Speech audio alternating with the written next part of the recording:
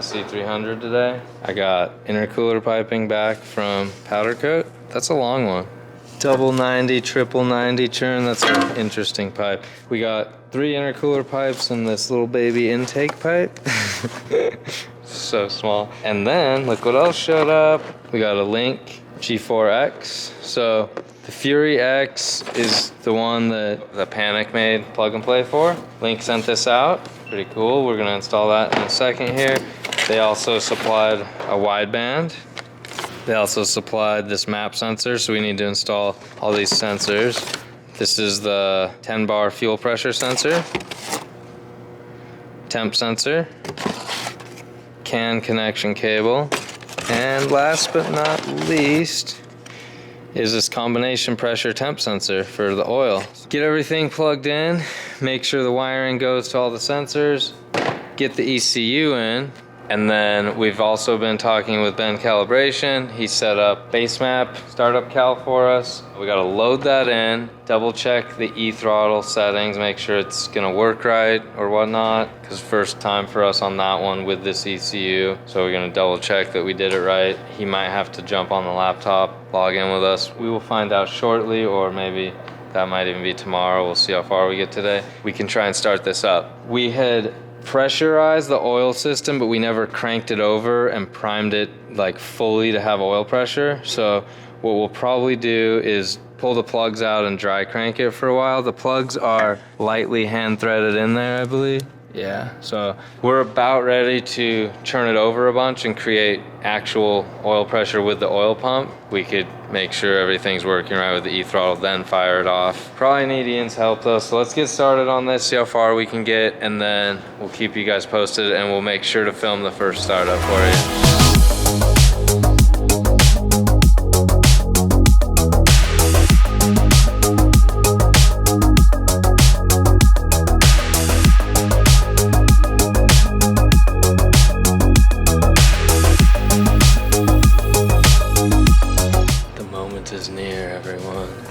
We made oil pressure, installed all the intercooler piping, installed all the wiring to the sensors, which was basically fuel pressure. Checked over a bunch of stuff with Ian.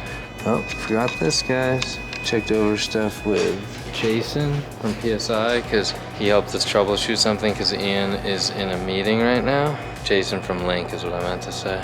So we had 3 major people's help on this one. Ian wrote the tune for it, so we're about to find out if it fires up. It has oil pressure, everything seems to be reading. Fuel pump and everything's working. Hopefully, it just fires right up and it works, but you never know. It is a car. They like to give problems. Can't wait till we get the go-ahead to fire it off. What does Jason think something's weird? I've seen a map's fault code. So basically what's happening right now is the map sensor is in a fault code. It is going to cut 100% of the ignition. I'll start with the low-lying fruit. This would make, first startup a real bitch if you don't know if there's something cutting. Yeah. Do you think it's because the map sensor... It's plugged in right now, right? Yeah, it is. But that is part of the way Mark Panic had made the thing. He thought some of the wiring was going to be more similar to IS300, where it was not. And then he's like, oh, crap. Okay. And then he sent this other little jumper piece. And he's like, plug this into this and then repin this into AN3. And I did that. That's where I just messed up on that fuel pressure sensor. Right here, it shouldn't be in fault. If it goes below 0 volts, if it goes above 5 volts, it's going to fault it. And if it faults it, then it's going to fault value it. So the 6 psi. So fault code value is going to be 6. The error value is going to be 16. Oh, so it's faulting when it's not within those parameters, and that's why you're like, what's going on? Yeah, it's not within those parameters, and it's still pissed off.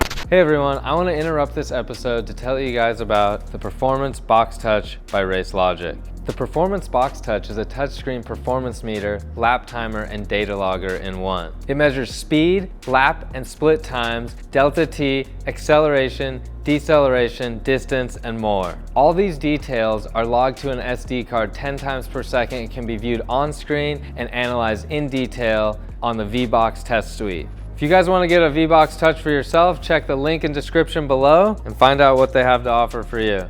we made oil pressure. We added all the oil, so that's good. We cranked it without plugs in there, etc. We put the Link ECU in. See the Link FuryX in there? We made a little mount for it to sit kind of crosswise and not just flop around. It's in there tight. There's the panic jumper harness, and then we even added in a little trim pot switch so we can have different boost settings. Put that right here next to this, which is a horn because it didn't want to work anymore. Scared Mark. What happened, Mark? He pretended like he didn't get scared. Then we put a fuel pump relay in. Remember how we had the Fuel Lab brushless fuel pump and the brushless controller? Just so you guys can remember, here's like the box, the part number. So this is kind of a super, really nice overkill fuel pump for how much horsepower we're gonna make.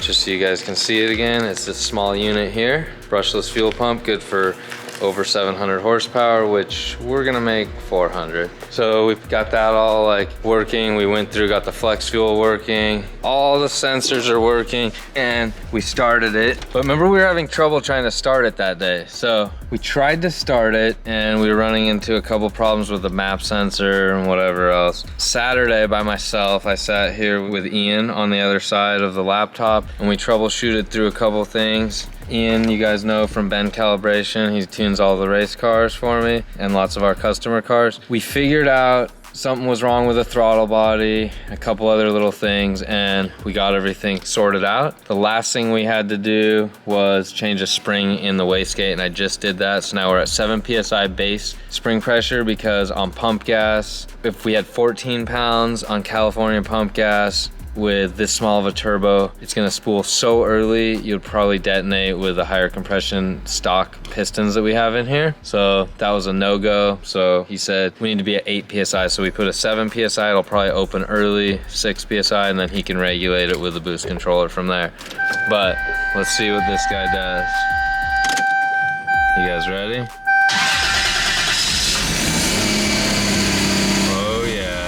We have a little throw out bearing noise. You can see my foot on the clutch down there. That's that kind of whistling noise. Nothing to be that concerned about. It's like a $15 part. It just rattles around in there. But this, as a cold start, this thing runs really, really well.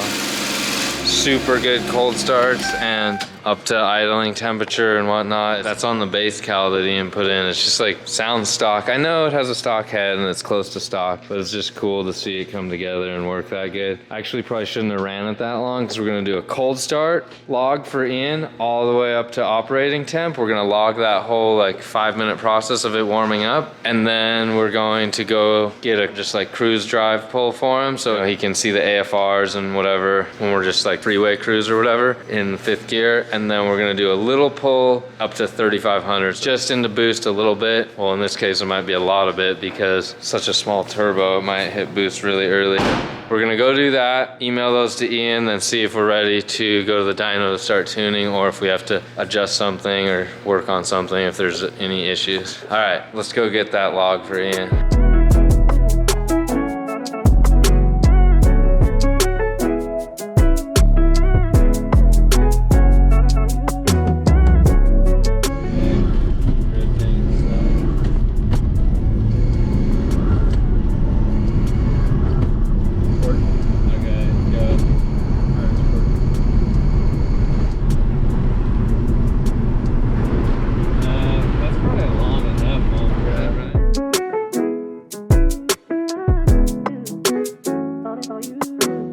Hey guys, this car is gonna be fun.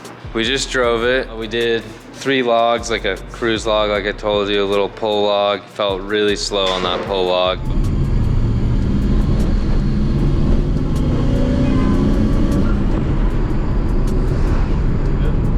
Yeah, that's it. Feels super slow.